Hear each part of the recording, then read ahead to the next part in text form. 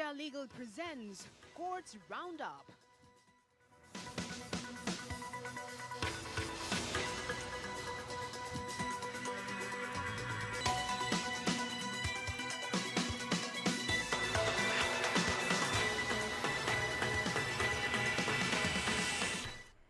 नमस्कार, courts roundup में आपका बहुत स्वागत है। मैं हूं आपके साथ नेहा दुबे। इस बुलेटिन में अगले आधे घंटे हम आपको कोर्ट से जुड़ी तमाम छोटी बड़ी खबरों से करवाएंगे रूबरू। कोर्ट की कार्रवाई और सुप्रीम कोर्ट से लेकर हाई कोर्ट और लोअर कोर्ट्स तक के फैसलों को रखेंगे आपके सामने। तो आइए शुरू करते हैं courts roundup. India Legal presents Courts Roundup.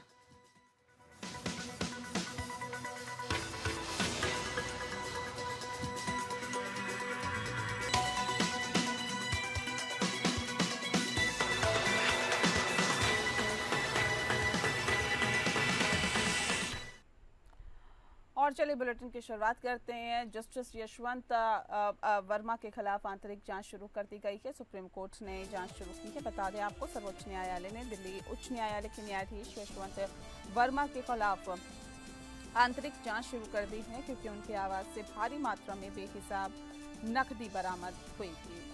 इस संदर्भ में सुप्रीम कोर्ट कॉलेजियम ने दिल्ली हाई कोर्ट के जज जस्टिस यशवंत वर्मा को उनके मूल हाई कोर्ट इलाहाबाद ट्रांसफर करने की सिफारिश सरकार को भेजी है। सूत्रों के मुताबिक गुरुवार को अचानक भेजी गई इस सिफारिश की वजह जस्टिस वर्मा के आवास पर भारी मात्रा में कैश की बरामदगी थी, जिसे फायर ब्रिगेड और पुलिस के कर्मचारियों ने पिछले दिनों उनके घर पर आग लगने की घटना के दौरान बरामद किया था। सुप्रीम कोर्ट कॉलेजियम के जज आज मामलों की सुनवाई के लिए लगभग 45 मिनट की देरी से बैठे हैं। सुप्रीम कोर्ट की 1 से 5 तक की बेंच में देरी से बैठने के पीछे ये माना जा रहा है कि कॉलेजियम के सदस्य जजों ने जस्टिस यशवंत वर्मा को लेकर मीटिंग की है। वहीं Delhi high court justice Yashwant Verma भी नहीं बैठ रहे हैं। उनके स्टाफ ने बताया है कि वो छुट्टी पर हैं।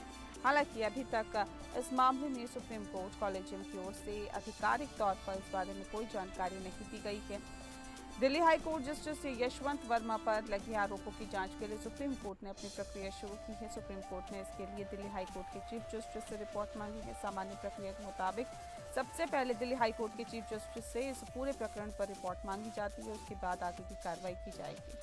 न्यायमूर्ति वर्मा का जन्म 1969 में हुआ था। उन्होंने मध्य प्रदेश के रीवा विश्वविद्यालय से LLB की डिग्री पूरी की और 1992 में अधिवक्ता के रूप में नामांकन कराया। एक वकील के रूप में उन्होंने इलाहाबाद उच्च न्यायालय के लिए विशेष वकील और उत्तर प्रदेश राज्य के लिए मुख्य स्थायी वकील के रूप में कार्य किया। उन्हें 2013 में वरिष्ठ अधिवक्ता नामित किया गया और अक्टूबर 2014 में उन्हें उच्च न्यायालय का अतिरिक्त न्यायाधीश नियुक्त किया गया। उन्हें फरवरी 2016 में स्थायी न्यायाधीश बनाया गया। बाद में उन्हें दिल्ली उच्च न्यायालय में स्थानांतरित कर दिया गया, जहां उन्होंने 11 अक्टूबर 2021 को पदभार ग्रहण किया।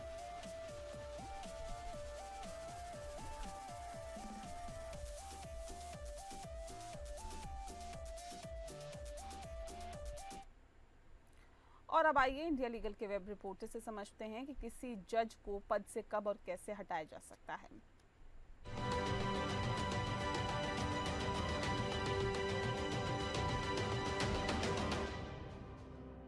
परिस्थितियों में किसी जज को हटाया या ट्रांसफर किया जा सकता है। भारत में जजेस को डिमोट नहीं किया जा सकता, क्योंकि जुडिशियल इंडिपेंडेंस कॉन्स्टिट्यूशन द्वारा सुरक्षित है, लेकिन कुछ परिस्थितियों में उनकी स्थिति प्रभावित हो सकती है।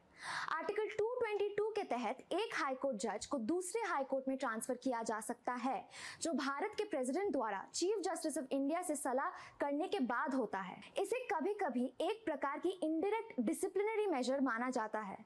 आर्टिकल 124(4) और 217(1)(b) के तहत एक जज को प्रूव्ड मिसबिहेवियर और इनकैपेसिटी के कारण हटाया जा सकता है। जजेस इंक्वायरी एक्ट 1968 के अनुसार ये प्रक्रिया एक इम्पीचमेंट मोशन से शुरू होती है, जिसमें एक 3 मेंबर कमेटी, एक सुप्रीम कोर्ट जज, एक हाई कोर्ट चीफ जस्टिस और एक जूरिस्ट जांच करती है। अगर दोनों हाउसेस स्पेशल मेजॉरिटी से इसे पास कर देते हैं तो प्रेसिडेंट जज को हटाने का आदेश देते हैं। जजेस पर अगर दुर्व्यवहार का आरोप लगे तो उन्हें इम्पीचमेंट का सामना करने की जगह स्वैच्छिक रूप से रेजिग्नेशन देने के लिए प्रेशर डाला जा सकता है। सुप्रीम कोर्ट कलीजियम या सरकार की रिकमेंडेशन पर प्रेसिडेंट किसी जज से वॉलंटरीली रिटायरमेंट लेने के लिए कह सकते हैं। Do follow us for more such legal updates.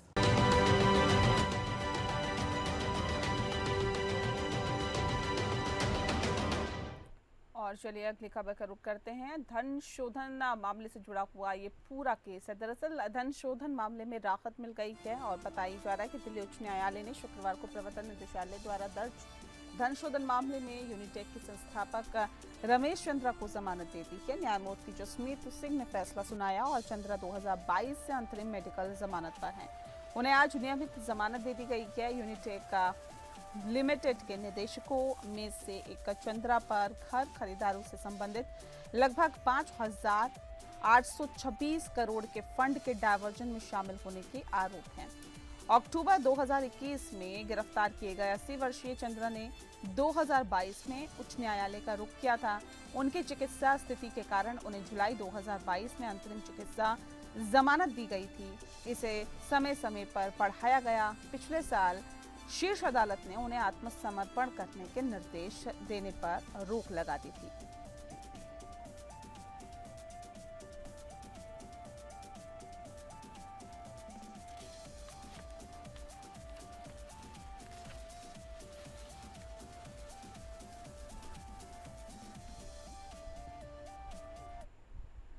और चलिए अब अगली खबर का रुख करते हैं। संपत्ति हस्तांतरण से जुड़ा हुआ दरअसल एक पूरा मसला है। सुप्रीम कोर्ट ने पुष्टि की कि संपत्ति हस्तांतरण अधिनियम की धारा 53A के तहत संरक्षण किसी अनुबंध के आंशिक निष्पादन के तहत संपत्ति रखने वाले व्यक्ति के लिए उस पक्ष को उपलब्ध नहीं है जिसने लंबित मुकदमे के बारे में जानते हुए भी जानबूझकर समझौता किया हो। कोर्ट ने हाईकोर्ट के इस दृष्टिकोण को मंजूरी दी कि संपत्ति हस्तांतरण अधिनियम की धारा 53A इस मामले के तथ्यों और परिस्थितियों पर लागू नहीं होगी, क्योंकि अपीलकर्ता को मुकदमे के लंबित होने के बारे में जानकारी थी जब उसने प्रतिवादी नंबर 1 से 8 के पिता के साथ समझौता किया था। कोर्ट ने माना कि धारा 53A TPA को हस्तांतरित द्वारा डिक्री धारकों के दावों को बाधित करने का विरोध करने के लिए लागू नहीं किया जा सकता जिन्होंने कानूनी रूप से मुकदमे की संपत्ति पर अधिकार प्राप्त कर लिए हैं। उन्होंने इस बात पर जोर दिया कि हस्तांतरित जो लंबित मुकदमे के दौरान बिक्री समझौते में प्रवेश करता है, वैध दावे की कमी के बावजूद इस प्रावधान का उपयोग डिक्री धारकों के अधिकारों को खत्म करने के लिए नहीं किया जा सकता है। जस्टिस सुधांशु धुलिया और जस्टिस प्रसन्ना बी वराले की खंडपीठ ने मामले की सुनवाई की, जो संपत्ति के 2 अनुसूचियों A और B से जुड़े एक संपत्ति विवाद से संबंधित है। प्रतिवादी के पिता ने प्रतिवादी नंबर 9 के पक्ष में B अनुसूची संपत्ति के लिए वसीयत निष्पादित की, जिसका प्रतिवादियों ने सिविल मुकदमे में विरोध किया। इस बीच अपीलकर्ता ने प्रतिवादी के पिता के साथ बिक्री समझौते के आधार पर संपत्ति पर अधिकार का दावा किया। ट्रायल कोर्ट ने प्रतिवादियों के पक्ष में फैसला सुनाया और अपीलीय न्यायालय ने भी इस फैसले को बरकरार रखा। इसके बाद निष्पादन न्यायालय ने प्रतिवादियों को अपीलकर्ता की अग्रिम राशि 40,000 जमा करने के लिए 3 महीने का समय दिया, जिसके बाद निष्पादन याचिका को अनुमति दी गई है और अपीलकर्ता को संपत्ति पर कब्जा देने का निर्देश दिया गया। निष्पादन न्यायालय के फैसले को चुनौती देते हुए अपीलकर्ता ने हाईकोर्ट में अपील की।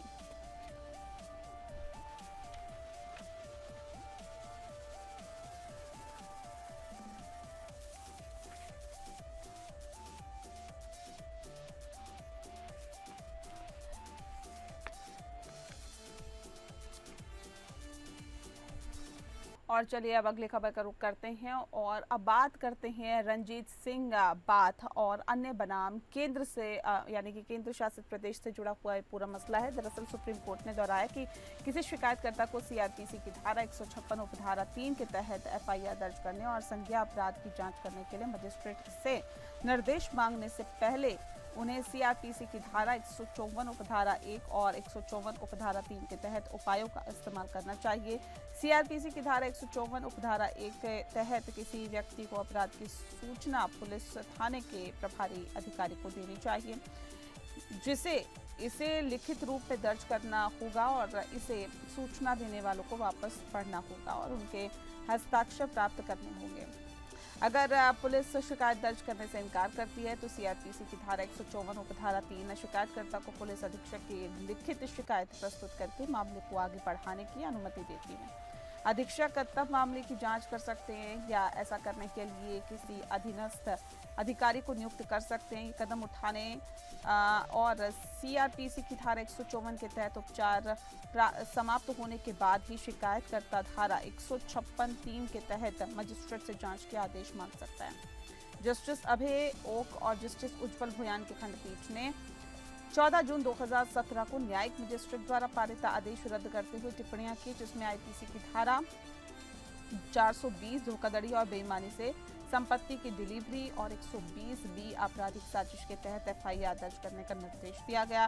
कोर्ट ने मजिस्ट्रेट के आदेश के आधार पर उठाए गए सभी कदमों को भी रद्द कर दिया। कोर्ट ने Punjab and Haryana high court के उस फैसले के खिलाफ आरोपी की अपील स्वीकार की जिसमें मजिस्ट्रेट के आदेश रद्द करने की मांग करने वाली याचिका खारिज कर दी गई। खंडपीठ ने इस बात पर जोर दिया कि शिकायतकर्ता ने सीआरपीसी की धारा 154 के तहत उपलब्ध उपायों का उपयोग नहीं किया है, जिसने निष्कर्ष निकाला कि मजिस्ट्रेट और हाईकोर्ट दोनों ने प्रियंका श्रीवास्तव में निर्धारित सिद्धांतों की अवहेलना की। नतीजतन अदालत ने मजिस्ट्रेट और हाईकोर्ट के आदेशों को रद्द कर दिया।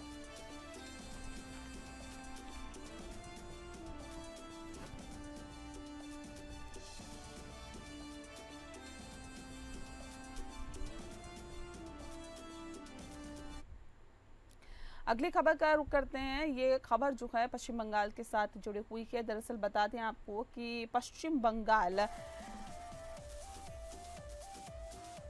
में 77 समुदाय के ओबीसी वर्गीकरण को रद्द करने के फैसले को चुनौती देने वाले मामले में राज्य सरकार ने सुप्रीम कोर्ट को बताया है कि राज्य में ओबीसी की पहचान करने के लिए नया सर्वेक्षण किया जाएगा और इसे लगभग 3 महीनों में पूरा कर लिया जाएगा। जस्टिस बी आर गवई और जस्टिस एजी मसीह के खंडपीठ उस याचिका पर सुनवाई कर रही थी जिसमें पश्चिम बंगाल राज्य ने कलकत्ता हाईकोर्ट के 77 समुदायों के ओबीसी वर्गीकरण को रद्द करने के फैसले को चुनौती देते हुए दायर किया था। सीनियर एडवोकेट कपिल सिब्बल जो पश्चिम बंगाल का पक्ष रख रहे थे ने खंडपीठ को बताया कि समुदायों के पिछड़ेपन की स्थिति का मूल्यांकन करने के लिए नया सर्वेक्षण किया जाएगा और इसके पूरा होने में लगभग 3 महीने लगेंगे। इस स्थिति में बिना किसी पक्ष के अधिकारों को प्रभावित किए मामलों को जुलाई तक के लिए स्थगित किया जा सकता है। उन्होंने कहा कि पश्चिम बंगाल पिछड़ा वर्ग आयोग ने पश्चिम बंगाल सरकार को सूचित किया कि वे उन समुदायों का मानक सर्वेक्षण करेंगे जिन्होंने आयोग में ओबीसी सूची में शामिल किए जाने के लिए आवेदन किया। याचिका पर विचार करते हुए खंडपीठ ने मामले को जुलाई के लिए सूचीबद्ध कर दिया है। कोर्ट ने आदेश दिया कि सिब्बल सीनियर एडवोकेट ने कहा है कि पश्चिम बंगाल पिछड़ा वर्ग आयोग पिछड़ेपन के मुद्दे की फिर से जांच करने की प्रक्रिया शुरू कर रहा है। उन्होंने आगे बताया कि इस प्रक्रिया में लगभग 3 महीने लगेंगे। मामले को जुलाई में सूचीबद्ध किया जाए। ये स्पष्ट किया जाता है कि ये पूरी प्रक्रिया जो है वो किसी भी पक्ष के अधिकारों को प्रभावित किए बिना की जाएगी। पिछले साल अगस्त में तत्कालीन चीफ जस्टिस डीवाई चंद्रचूड़ की अध्यक्षता वाली एक खंडपीठ ने राज्य की अपील पर नोटिस जारी करते हुए राज्य सरकार को हलफनामा दायर कर ये स्पष्ट करने का निर्देश दिया था कि 77 समुदायों को ओबीसी के रूप में वर्गीकृत करने की प्रक्रिया में सर्वेक्षण का स्वरूप क्या था। क्या 77 समुदायों की ओबीसी सूची में शामिल किसी भी समुदाय को लेकर पिछड़ा वर्ग आयोग से परामर्श नहीं किया गया था। दिसंबर में अदालत ने मौखिक रूप से टिप्पणी की थी कि आरक्षण धर्म के आधार पर नहीं दिया जा सकता। इसके जवाब में कपिल सिब्बल ने अदालत को बताया था कि आरक्षण धर्म के आधार पर नहीं बल्कि समुदायों के पिछड़ेपन की स्थिति के आधार पर दिया गया था। उन्होंने आगे स्पष्ट किया था कि पश्चिम बंगाल में अल्पसंख्यक जनसंख्या 27 से 28% है। अदालत उस याचिका पर विचार कर रही थी जिसमें पश्चिम बंगाल पिछड़ा वर्ग, अनुसूचित जाति और अनुसूचित जनजाति को छोड़कर सेवा और पदों में रिक्तियों के लिए आरक्षण अधिनियम 2012 के कुछ प्रावधानों को चुनौती दी गई थी। यह अधिनियम सार्वजनिक कार्यालयों में ओबीसी वर्ग के लोगों को आरक्षण प्रदान करता है।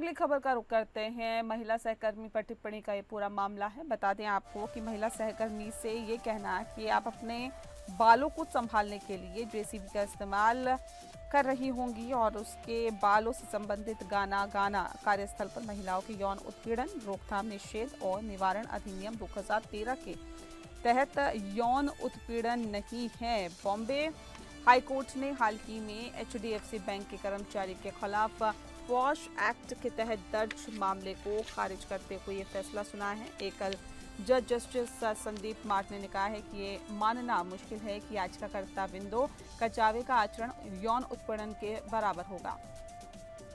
याचिकाकर्ता ने के अनुसार ही बता दें आपको कि 11 जून 2022 को आयोजित प्रशिक्षण सत्र में उनकी वकील सना रईस खान ने प्रतिनिधित्व किया। उन्होंने देखा कि शिकायतकर्ता बार बार अपने बालों को ठीक कर रही थी और अपने लंबे बालों से असहज लग रही थी। याचिकाकर्ता ने हल्के फुल्के अंदाज में शिकायतकर्ता से कहा कि आप अपने बालों को व्यवस्थित करने के लिए जेसीबी का उपयोग कर रही होंगे। फिर उसे सहज महसूस कराने के लिए उसने ये रेशमी जुल्फे गीत की कुछ पंक्तियां भी गाई।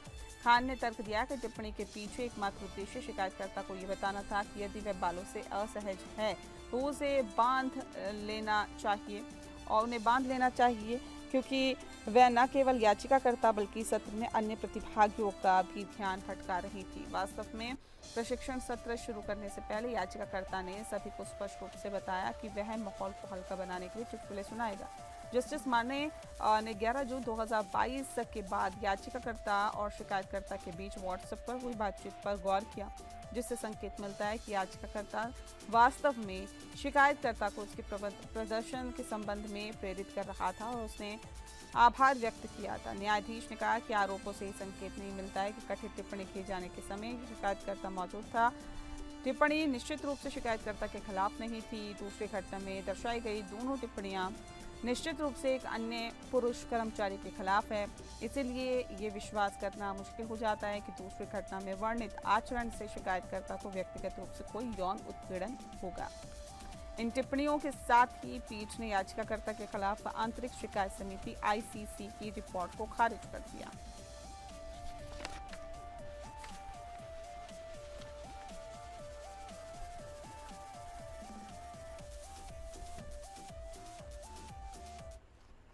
और चलिए इसी के साथ कोर्ट्स राउंड अप में फिलहाल के लिए इतना ही। नमस्कार। India Legal presents Courts Roundup.